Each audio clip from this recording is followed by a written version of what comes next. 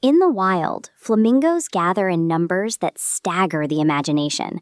Some flocks, particularly the lesser flamingos of Africa, swell to over 1 million birds, painting entire lakes in a solid, unbroken wash of pink. Since the 15th century, we've called a group of these birds a flamboyance, a word rooted in the Latin term for flame. To the human eye, that is exactly what they look like, a single, mesmerizing aesthetic fire. For decades, biology treated these massive gatherings as simple survival mathematics. The assumption was that flamingos bunched together strictly for safety and breeding, operating as a completely anonymous, interchangeable crowd. But a 5-year study observing captive flocks at the Slimbridge Wetland Center completely dismantled that theory. A flamingo flock operates as a highly structured society. Beneath the surface of the group, these birds navigate a complex web of alliances, grudges, and deeply individual drama. Researchers placed a leg band with a unique code on every flamingo.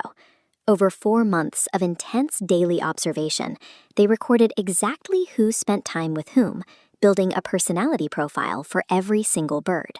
This social network map visualizes how those daily interactions work over time. When the data is plotted out, you can see distinct clusters forming.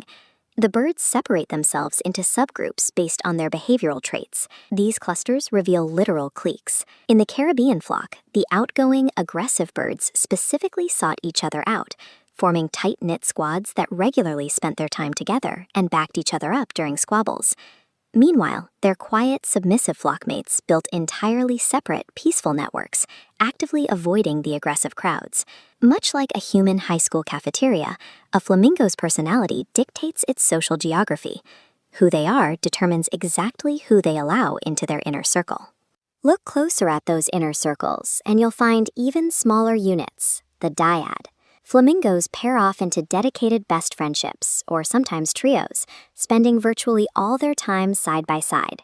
These specific one-on-one bonds extend far beyond breeding couples. Researchers found intensely loyal friendships between same-sex pairs and opposite-sex pairs that last for decades. And just as they choose their best friends, they choose their enemies. Flamingos hold long-standing grudges, actively dodging individuals they don't get along with year after year. Strangely, these social choices don't correlate to physical health. Flamingos will prioritize their social interactions even when their health is declining, investing in their friends over their own physical recovery. They will also risk severe injury for them. If a rival challenges their chosen companion, a flamingo will gladly throw itself into a violent brawl to defend its best friend's position. For these birds, a social network isn't a byproduct of life in the crowd.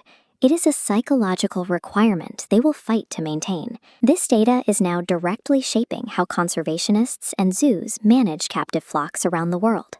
Historically, moving birds meant dividing a flock by whoever was easiest to catch. But because they value these bonds, splitting them apart creates social instability that prevents successful breeding.